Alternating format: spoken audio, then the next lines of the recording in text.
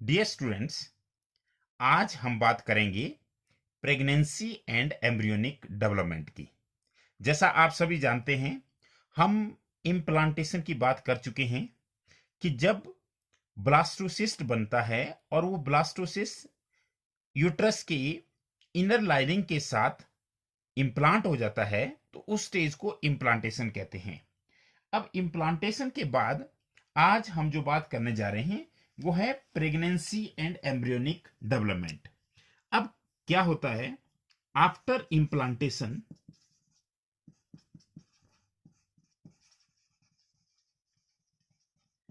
Finger like projections appear on the trophoblast.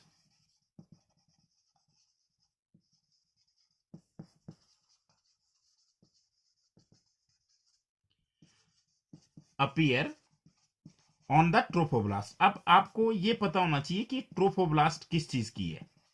तो trophoblast आप सभी जानते हैं कि ट्रोफोब्लास्ट जो है वो ब्लास्टोसिस्ट की एक लेयर है, जो आउटरमोस्ट लेयर है उसकी, दैट इज ट्रोफोब्लास्ट। हालांकि वो उसके बाहर से एंडोमेट्रियम उसको कवर कर लेता है। तो बेसिकली क्या करता है, जो ट्रोफोब्लास्ट लेयर होती है उसमें कौन से प्रोजेक्शन होते हैं, जैसे फिंगर की तरह प्रोजेक्शन डेवलप होते हैं, and these finger like projections are called as chorionic villi.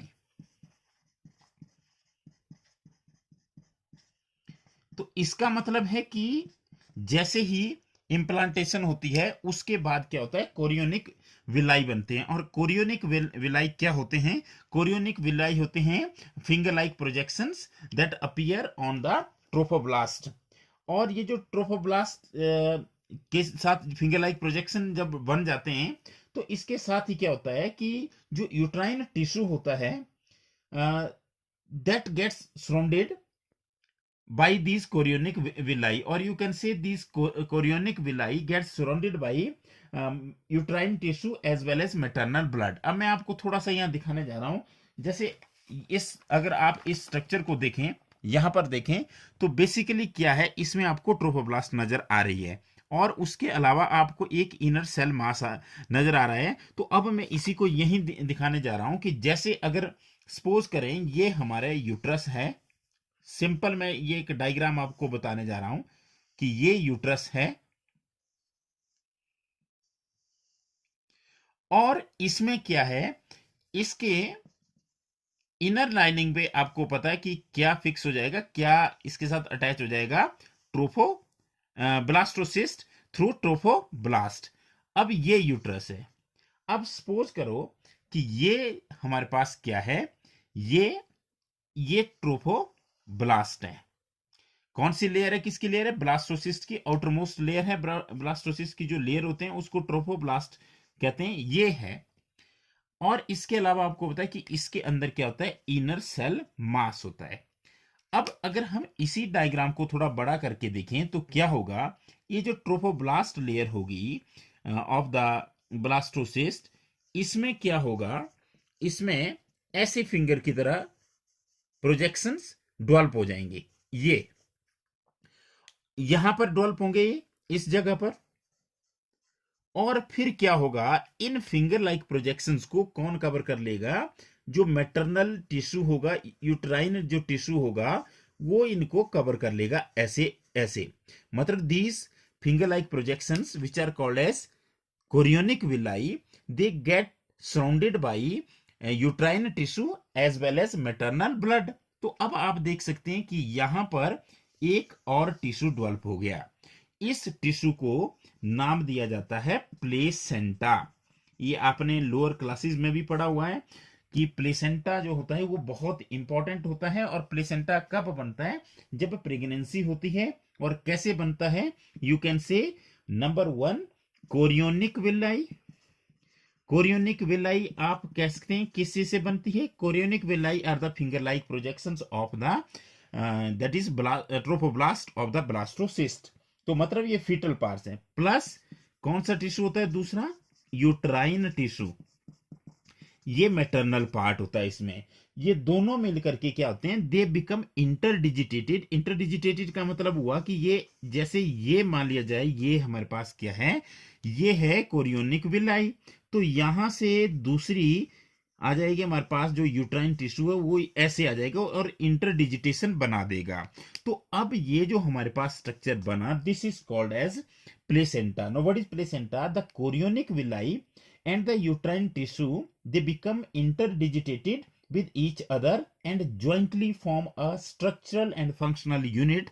This structural and functional unit is called placenta.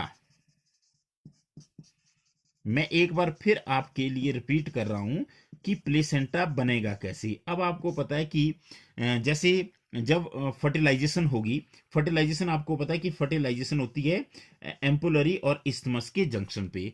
वहां से क्या होता है, फिर क्लीवेज स्टार्ट होती है। जब जाइगोट बनता है तो जैसे 2 सेल स्टेज आती है, फिर 4 सेल स्टेज आती है, फिर आपको होता है 8 सेल और 16 स्टेज सेल स्टेज आती है, जिसे मोरूला कहते हैं। और मोरूला के बाद क्या होता है, ब्लास्टोसिस्ट बनता है। और ब्लास्टोसिस्ट में जो बाहर वाली लेयर होती है उसको ट्रोफोब्लास्ट बोलते हैं, और बीच में क्या होता है, इनर सेल मास होता है। अब जब ये यूट्राइन वॉल के साथ अटैच हो जाता है तो इसे कहते हैं इम्प्लांटेशन। जब ये इम्प्लांट हो गया तो ये साथ साथ क्या करेगा, जो ट्रोफोब्लास्ट लेयर है वो क्या करेगी, वो फिंगर की तरह प्रोजेक्शन निकालेगी। जैसे इसको हम मान सकते हैं कि ये जो है ये ब्लास्टोसिस्ट है और इसकी जो ट्रोफोब्लास्ट है उसमें फिंगर लाइक प्रोजेक्शन आ रही है, और ये वाला पार्ट जो है ये यूट्रस का है।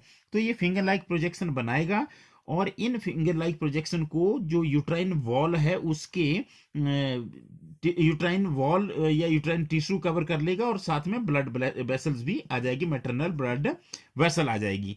तो इससे एक स्ट्रक्चरल और फंक्शनल यूनिट बनेगा, और इस स्ट्रक्चरल और फंक्शनल यूनिट को क्या बोला जाता है, this is called as placenta. अब अगर हम बात करें तो ये जो प्लेसेंटा है ये किस काम आता है। अब प्लेसेंटा, सबसे पहले प्लेसेंटा क्या करता है, it facilitates the supply of O2 and nutrients. मतलब क्या हुआ कि इस के थ्रू न्यूट्रिएंट्स और किसकी सप्लाई इंश्योर होती है, किसी की सप्लाई फैसिलिटेट होती है, ऑक्सीजन की। और दूसरा, एक तो मतलब क्या होता है कि इसके थ्रू यहां से क्या चीजें आएगी फिटस की ओर, एम्ब्रियो डेवलपिंग की ओर। एक तो O2 आएंगे और साथ में क्या आएंगे, न्यूट्रिएंट्स आएंगे। दूसरा, इसमें क्या होगा कि जो यहां CO2 बनेगी और जो एक्सक्रीटरी वेस्ट बनेंगे वो बाहर जाएंगे। तो क्या होगा, it facilitate the exit of, you can say it removes CO2 and excretory waste. तो उनको क्या करेगा, रिमूव करेगा, which are produced by the embryo. देखो बड़ी इंपॉर्टेंट चीज होगी कि जैसे ही हमारे पास प्लेसेंटा बना तो प्लेसेंटा के 2 भाग हो गए। एक हमारे पास उसका हो गया फीटल पार्ट, जिसमें कोरियोनिक विलाई की हम बात कर रहे हैं। और जो कोरियोनिक विलाई है, जैसे अगर हम इनको ऐसे बात करें, दीज आर कोरियोनिक विलाई, और यहां तो दूसरा इसके बाद जो यूट्राइन टिश्यू होगा वो ऐसे इसको सराउंड कर देता है। अब जो स्ट्रक्चरल यूनिट बन गया, ये बन गया प्लेसेंटा। ये क्या करेगा, ये एक तो फिटस की तरफ लाएगा ऑक्सीजन और न्यूट्रिएंट्स, और यहां से वापस ले जाएगा मदर के ब्लड में CO2 और एक्सक्रीटरी बेस और excretory products produced by you can say developing embryo. और इसका मतलब है कि ये क्या करता है, it helps in transport of substances from and to the embryo. पर किसके थ्रू, यहां पे एक कॉर्ड बनती है, इसको बोलते हैं अम्बिलिकल कॉर्ड। जैसे क्या होगा, जब ये फिटस है, जैसे हम मैं दोबारा बना रहा हूं आपके लिए, दीज आर यू कैन से, आप रिपीट खुद कर सकते हैं, ये क्या चीजें, ये बने कोरियोनिक विलाई, और कोरियोनिक विलाई को सराउंड कर रहा है यूट्राइन टिश्यू। अब ये स्ट्रक्चर क्या बन गया, अलोंग विद ब्लड वेसल्स क्या बन गया, ये बन गया प्लेसेंटा। पर आपको पता है कि यहां पे अंदर जो इनर सेल मास है उससे क्या बनेगा, उससे बनेगा एम्ब्रियो। अब ये जो एम्ब्रियो है ये अटैच्ड होगा एक कॉर्ड के साथ, और इस कॉर्ड को बोलते हैं अम्बिलिकल कॉर्ड। मतलब अम्बिलिकल कॉर्ड क्या करती है, इसके मटेरियल के ट्रांसपोर्ट यहां तक और यहां से वापिस करने में मदद करती है. यू कैन से the placenta is connected to embryo by umbilical cord and that helps in the transport of substances from and to the embryo.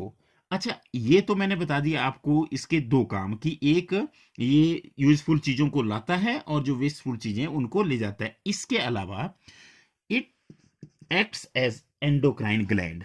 Endocrine glands क्या होती है? एंडोक्राइन ग्लैंड्स ऐसी ग्लैंड्स होती है जो हार्मोन्स सिक्रीट करते हैं. मतलब क्या होता है कि ये एंडोक्राइन टिश्यू एक्ट करता है और क्या क्या सिक्रीट करता है. सबसे पहले अगर हम बात करें तो इट सिक्रीट्स HCG. इसके अलावा HPL, एस्ट्रोजन एंड प्रोजेस्टेरोन. अब अगर हम बात करें तो HCG क्या हुआ? It is human chorionic gonadotrophin. And what is HPL? HPL is human placental lactogen. H means human placental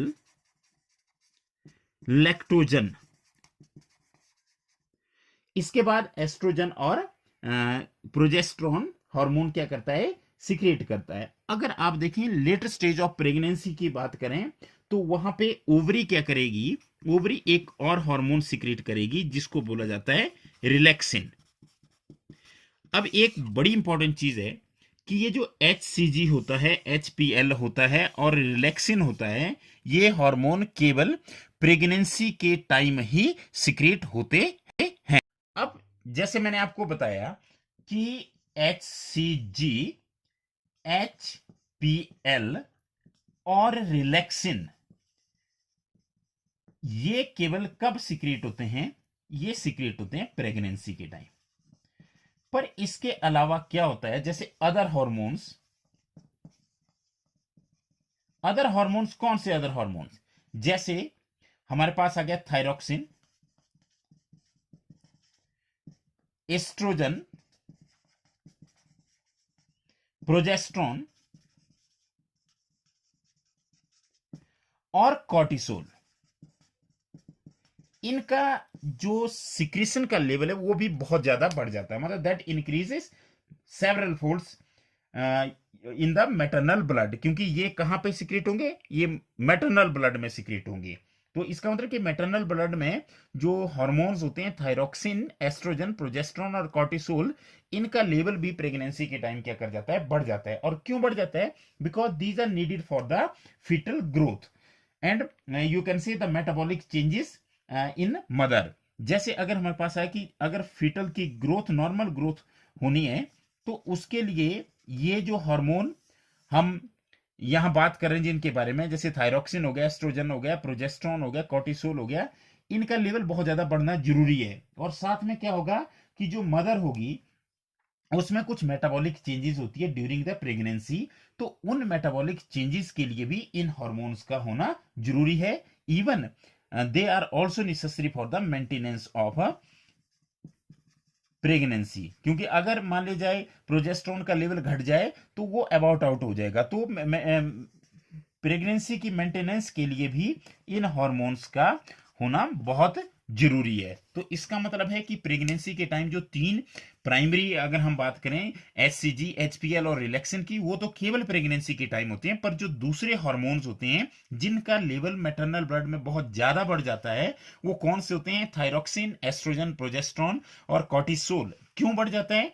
because they are needed for the normal fetal growth as well as for the metabolic changes in the mother as well as maintenance of the pregnancy. अब क्या हुआ? अब आपको पता है कि implantation हो चुकी है. अब इम्प्लांटेशन के बाद क्या होगा? जैसे आप यहां देख रहे हैं ये इनर सेल मास है. आपको पता है कि ये ब्लास्टोसिस्ट है. अब ये ब्लास्टोसिस्ट आप कह सकते हैं कि ये ब्लास्टोसिस्ट इस तरह की इसमें चेंजेस हो, यहाँ पे कोरियोनिक विलाई डेवलप हो चुकी है और कोरियोनिक विलाई को कवर कर दिया है यूट्राइन टिश्यू ने, और यहाँ पे प्लेसेंटा डेवलप हो चुका है।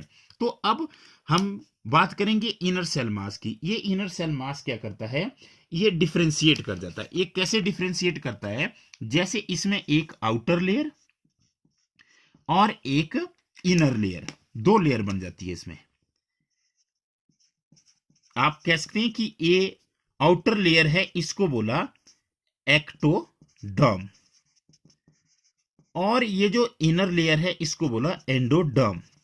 तो मतलब क्या हुआ कि जैसे इंप्लांटेशन होती है तो जो इनर सेल मास है उससे क्या बन जाती है, दो लेयर्स बन जाती है। वो डिफरेंशिएट कर जाता है दो लेयर्स के में। कौन कौन सी दो लेयर्स, बाहर वाली लेयर को बोलते हैं एक्टोडर्म और अंदर वाली लेयर को क्या बोलते हैं, एंडोडर्म। और थोड़े टाइम के बाद क्या होता है, with in the passage of the time in दोनों के बीच में एक और लेयर डेवलप हो जाती है।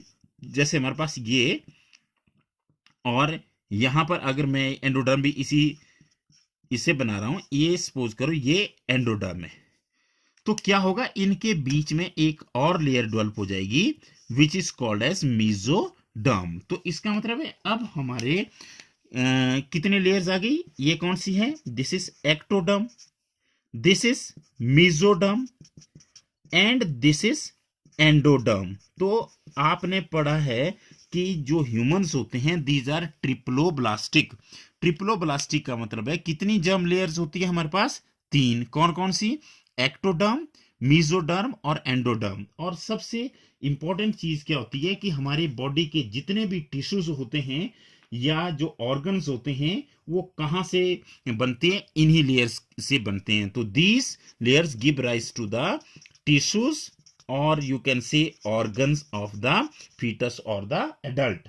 मतलब क्या हुआ कि जो हमारे पास ट्रोफोब्लास्ट लेयर है उसने क्या किया, उसने तो कोरियोनिक विलाई बनाई, और कोरियोनिक विलाई कनेक्ट कर रही है ब्लास्टोसिस्ट को किसके साथ कनेक्ट कर रही है, यूट्राइन वॉल के साथ, और वहां से उसका न्यूट्रिशन का काम, एक्सक्रीशन का काम वो हो रहे हैं। मतलब एक किस्म का एक्सचेंज सिस्टम एस्टेब्लिश हो गया, साथ में कुछ हार्मोन सिक्रीट हो गए। लेकिन जो इनर सेल मास है वो इनर सेल मास क्या करेगा, वो डिफ्रेंशिएट कर जाएगा दो लेयर में, बाहर वाली एक्टोडर्म और अंदर वाली एंडोडर्म। और थोड़े टाइम के बाद उनके बीच में कौन सी लेयर आ जाएगी, मीजोडर्म। और ये तीनों की तीनों लेयर्स क्या करेगी, इसमें बाद में सारे टिश्यूज और ऑर्गन को इन्हीं से मतलब उनको बनाएगी। और एक और इंपॉर्टेंट चीज है कि जो इनर सेल मास है उसमें ऐसे सेल्स होते हैं which have ability, you can say which are potential to give rise to the tissues और ऑर्गन। मतलब कौन से सेल होते हैं, स्टेम सेल। तो ये स्टेम सेल क्या होते हैं, these are the potential cells which can give rise to tissues and organ. तो इसके अंदर ऐसे सेल्स भी होते हैं जो किसको फिर आगे प्रोड्यूस कर सकते हैं, वो प्रोड्यूस कर सकते हैं टिश्यू और ऑर्गन को। अब अगर हम बात करें तो ह्यूमन के केस में जो गेस्टेशन पीरियड होता है वो होता है 9 मंथ्स का। अब 9 मंथ्स को हम डिवाइड करते हैं 3 ट्राइमेस्टर में। तो इसको बोलते हैं फर्स्ट ट्राइमेस्टर,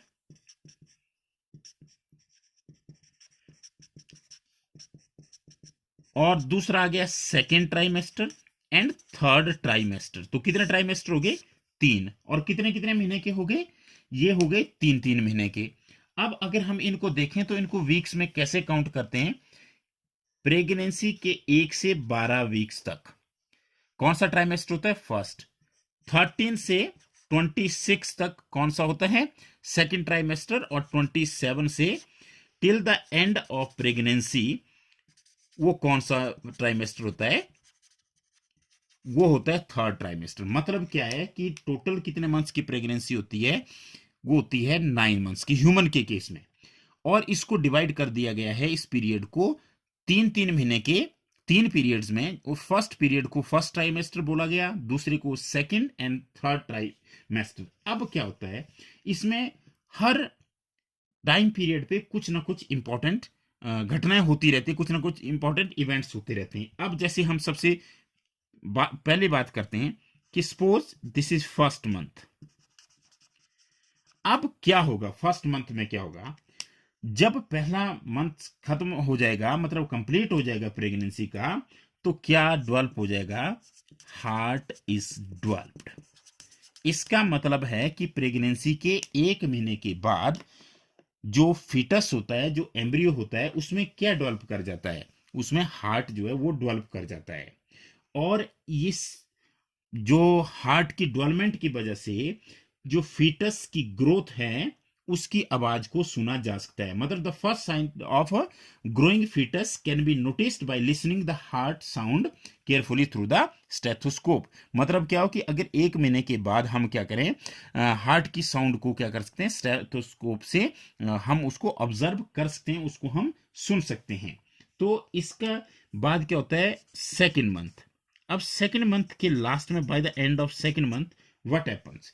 अब सेकेंड मंथ में क्या होगा कि एम्ब्रियो में लिम्स, लिम्स मतलब टांगे और बाजुएं, लिम्स एंड डिजिट्स, ये क्या कर जाते हैं? ये डेवलप कर जाते हैं। जहां पर हम फर्स्ट मंथ की बात कर रहे थे, तो फर्स्ट मंथ में एम्ब्रियो में क्या फॉर्म हो जाता है? हार्ट फॉर्म हो जाता है। और ये मतलब ये साइन होता है कि जो फीटस है वो ग्रो कर रहा है, और उसकी आवाज को हम सुन भी सकते हैं, उसके हार्ट के साउंड को हम सुन सकते हैं। और सेकंड मंथ में क्या होता है? उसमें लिम्स और डिजिट्स डेवलप हो जाते हैं in the end of, bye the end of second month. अब आपको होता है कि जो फर्स्ट ट्राइमेस्टर है वो 3 महीने का होगा, मतलब यू कैन से 12 वीक्स का होता है। तो इसके एंड में क्या होता है? Most of the major organs are developed. अब आप ऐसे भी बोल सकते हैं by the end of third month. अब जैसे थर्ड मंथ मैंने बोला, तो देखो इसको आप बोल सकते हैं कि एक क्या खत्म हो गया? ट्राइमेस्टर। अब 12 वीक्स के बाद क्या होगा? जो मोस्ट ऑफ मेजर ऑर्गन्स हैं वो क्या कर जाते हैं? वो डेवलप कर जाते हैं। तो मतलब फर्स्ट ट्राइमेस्टर में ये सारे डेवलप कर जाते हैं। मतलब क्या हुआ कि जैसे ही ट्राइमेस्टर 1, जिसको फर्स्ट ट्राइमेस्टर बोलते हैं, वो खत्म हो जाएगा, तो जो मेजर ऑर्गन्स हैं, मेजर ऑर्गन क्या मतलब, जो लिम्स हैं वो पूरी तरह से डेवलप हो जाएंगे। साथ में external genitalia, you know there is a male external genitalia and female external genitalia, तो ये फुली डेवलप हो जाते हैं। कौन से ट्राइमेस्टर के एंड पर? फर्स्ट ट्राइमेस्टर के एंड पर। अब इसके बाद हम ड्यूरिंग फिफ्थ मंथ की बात करते हैं। अब फिफ्थ मंथ में क्या होता है? This is very important. First movement of fetus is observed. तो मतलब फीटस कब मूव करना स्टार्ट करता है? फिफ्थ मंथ के दौरान। और साथ में हेयर डेवलप हो जाते हैं, अपीयरेंस ऑफ हेयर। तो ये फिफ्थ मंथ में जो इंपॉर्टेंट इवेंट्स होते हैं, एक तो फीटस की मूवमेंट ऑब्जर्व की जाती है और वो फर्स्ट मूवमेंट शो करता है। दूसरा, उसमें जो हेयर की अपीयरेंस है उसको भी आप ऑब्जर्व करेंगे। और जैसे ही 24th वीक एंड होगा, by the end of 24th week, what happen? This is very important. Now during the end of, you can say, this is the second trimester, because second trimester extend from week 13 to week number 26। तो 24th week के time क्या होगा? कौन सा trimester चला हुआ है? Second trimester. अब 24th वीक में जो इंपॉर्टेंट होगी, उसमें क्या होगा? जो बॉडी होती है, आपको होता है कि हम मैमल्स हैं, तो body is covered by fine hair, मतलब बॉडी के ऊपर बाल आ जाते हैं। जो मेवेलियन कैरेक्टर है एक, वो क्या होगा? वो 24th वीक में आ जाता है। दूसरा क्या होता है? जो आईलिड्स होते हैं वो सेपरेट कर जाते हैं, सेपरेशन ऑफ आईलिड्स। पहले इकट्ठे होते हैं और वो उस टाइम क्या करते हैं? आईलिड्स अलग हो जाते हैं, सेपरेशन ऑफ आईलिड्स। और आईलैशेस क्या कर जाती है? डेवलप कर जाती है। कौन से वीक में? ये करते हैं 24th वीक में। कौन से ट्राइमेस्टर में? ये करेंगे सेकेंड ट्राइमेस्टर में। तो इसका मतलब है कि हमारे पास जो डेवलपमेंट है वो धीरे धीरे बढ़ती जा रही है। क्योंकि जब हम बात कर रहे हैं, पहले हम इसको ब्लास्टोसिस्ट की बात कर रहे थे, जहां पे इसमें इनर सेल मास और ट्रोफोब्लास्ट था। फिर कैसे ट्रोफोब्लास्ट अटैच हो गई यूट्राइन वॉल के साथ, और उसके बाद प्लेसेंटा बना। फिर अंदर इनर सेल मास में एक्टोडर्म एंडोडर्म बने, एक्टोडर्म और एंडोडर्म के बीच में मीजोडर्म आ गई। और इनर सेल मास में के अंदर ऐसे सेल्स होते हैं जिन्हें हम स्टेम सेल्स होते हैं, और वो पोटेंट होते हैं, मतलब they are potentially active to produce new organs या ऑर्गन और टिश्यूज। फिर हमने उसको ट्राइमेस्टर के बाद उसको किया, पर अब हम पहुंच चुके 24th वीक में, जहां पर जो फीटस है उसकी बॉडी जो है फाइन हेयर से कवर हो चुकी है, उसकी आईलिड्स अलग हो चुकी हैं और आईलैशेस उसमें बन चुके हैं। अब जिसको हम बोलते हैं by the end of 9 months, मतलब लगभग प्रेगनेंसी कंप्लीट होने वाली है, तो इसमें क्या होगा, फीटस इज फुली डेवलप्ड। तो 9 मंथ के बाद जो है 40 वीक्स का टाइम होता है और वो फीटस पूरी तरह से डेवलप हो जाता है एंड रेडी टू डिलीवर। तो मतलब बोलने का मतलब इसके बाद अब क्या होगी, डिलीवरी होगी। तो अब मैं आपको एक यहां पर दिखाना चाहूंगा, इससे आप इजीली समझ सकते हैं कि हम किस चीज की बात कर रहे थे। ये आप देख सकते हैं यहां पे एम्ब्रियो है और एम्ब्रियो किसके साथ अटैच हुआ है, दिस इज अम्बिलिकल कॉर्ड। क्योंकि आपको पता है ये बाहर से जो ये ट्रोफोब्लास्ट की लेयर है, और ये ट्रोफोब्लास्ट की लेयर जो है ये क्या बनाती है, ये बनाती है कोरियोनिक विलाई, जिन्हें प्लेसेंटल विलाई भी कहते हैं। और प्लेसेंटल विलाई में बेसिकली आपको होता है कि मैटरनल जो यूट्राइन का पार्ट होता है वो भी होता है, ब्लड वेसल्स भी होती हैं। पर आपको होता है कि जो इसमें हमारे पास जो ट्रोफोब्लास्ट से जो फिंगर लाइक प्रोजेक्शन होती है उनको बोलते हैं कोरियोनिक विलाई, और फिर उनको कवर कर लेती है यूट्राइन की टिश्यू कवर कर लेता है, साथ में ब्लड वेसल्स भी, फिर बन जाता है प्लेसेंटा। अब ये प्लेसेंटा कनेक्ट होता है एम्ब्रियो के साथ, किसके थ्रू, अम्बिलिकल कॉर्ड के साथ। और आपको पता है कि इसी अम्बिलिकल कॉर्ड के थ्रू इसके अंदर क्या आएगी, ऑक्सीजन आएगी, न्यूट्रिएंट्स आएंगे, और क्या वापस जाएगी, कार्बन डाइऑक्साइड और एक्सक्रीटरी वेस्ट। और आपको देखते हैं कि जब प्रेगनेंसी होती है तो उस टाइम जो होता है ये सर्विक्स जो होता है ये प्लग्ड होता है म्यूकस के एक प्लग के साथ, और यही आपको होता है कि यूट्रस के अंदर ये डेवलप करता जाएगा। और जैसे जैसे मैंने आपको स्टेजेस बताई वो पीरियड वाइज मतलब फर्स्ट ट्राइमेस्टर में क्या होता है, सेकंड ट्राइमेस्टर में क्या होता है, फर्स्ट ट्राइमेस्टर की कौन से इसमें कौन से डे या कौन से मंथ में कौन सी एक्टिविटी होती है, दैट इज वेरी इंपॉर्टेंट। और उसके बाद जब ये फुली डेवलप कर जाता है तो उसमें 40 वीक्स हो चुके होते हैं, मतलब प्रेगनेंसी कंप्लीट हो चुकी है, और उसके बाद क्या होगा, अब डिलीवरी होगी। तो उसको जो पार्चुरेशन और लैक्टेशन है वो लास्ट टॉपिक है इस चैप्टर का, उसको हम नेक्स्ट वीडियो में स्टडी करेंगे। लेकिन आज मैं आपको थोड़ा सा एक बार फिर से रिपीट कर दूं कि क्या होता है कि जैसे ही ब्लास्टोसिस्ट बनता है तो ब्लास्टोसिस्ट क्या करता है, वो इम्प्लांट हो जाता है यूट्राइन वॉल के साथ, और वहां पे प्लेसेंटा के थ्रू वो कनेक्शन एस्टेब्लिश करता है, और प्लेसेंटल टिश्यू जो होता है वो मदर और फीटस के बीच में कनेक्शन होता है, जिसमें एक्सचेंज ऑफ मटेरियल होता है, यूजफुल मटेरियल फीटस की ओर आता है, और जो वेस्टफुल मटेरियल होता है वो मैटरनल ब्लड में चला जाता है। इसके अलावा क्या होता है, जो इनर सेल मास है वो अरेंज हो जाता है, वो डिफ्रेंशिएट कर जाता है एक्टोडर्म और एंडोडर्म में, फिर उनके बीच में कौन सी लेयर आ जाती है, मीजोडर्म आ जाती है, और लेटेस्ट स्टेजेस पे इनसे क्या होते हैं, टिश्यू डेवलप होते हैं। जैसे बाद में हम बात करेंगे कि एक्टोडर्म से कौन से टिश्यू बनते हैं, मीजोडर्म से क्या बनता है, एंडोडर्म से क्या बनता है, और इस तरह से ये ट्रिप्लोब्लास्टिक हो गया, मतलब कितनी जर्म्स लेयर होगी, 3। फिर इनर सेल मास के जो सेल्स होते हैं which are potent to give rise to new tissues and organ, they are called stem cells. और फिर हमने बोला कि जो प्रेगनेंसी का पूरा पीरियड है 9 मंथ्स का, जिसको 3 ट्राइमेस्टर में बांटा गया, फर्स्ट, सेकंड एंड थर्ड। तो फर्स्ट में आपको पता है कि जैसे ही फर्स्ट ट्राइमेस्टर का फर्स्ट मंथ कंप्लीट होता है प्रेगनेंसी का, तो हार्ट डेवलप कर जाता है, सेकंड मंथ के एंड पर लिम्स और डिजिट डेवलप कर जाते हैं, और फर्स्ट ट्राइमेस्टर जब एंड होता है, मतलब थर्ड मंथ जब कंप्लीट होता है, तो उसमें मेजर ऑर्गन जैसे एक्सटर्नल जेनिटेलिया और लिम्स बन जाते हैं। और अगर हम बात करें सेकंड ट्राइमेस्टर की, तो सेकंड ट्राइमेस्टर में जो 5th मंथ होता है, 5th मंथ में बेसिकली क्या होता है, वो फीटस मूव करने लग जाता है और उसमें हेयर की डेवलपमेंट हो जाती है। लेकिन इसके अलावा जो हम बात करें सेकंड ट्राइमेस्टर में ही 24th वीक बहुत इंपॉर्टेंट है, जहां पर बॉडी जो होती है वो फाइन हेयर के साथ कवर हो जाती है, और जो आईलिड्स है वो अलग हो जाते हैं, और उनमें क्या डेवलप कर जाती है, आईलैशेज। और जैसे ही थर्ड ट्राइमेस्टर कंप्लीट होता है तो इसका मतलब pregnancy is complete and the baby और foetus is ready to deliver. तो अब हम डिलीवरी, जिसे पार्चुरेशन और लैक्टेशन की बात जो है वो नेक्स्ट वीडियो में करेंगे। Thank you very much.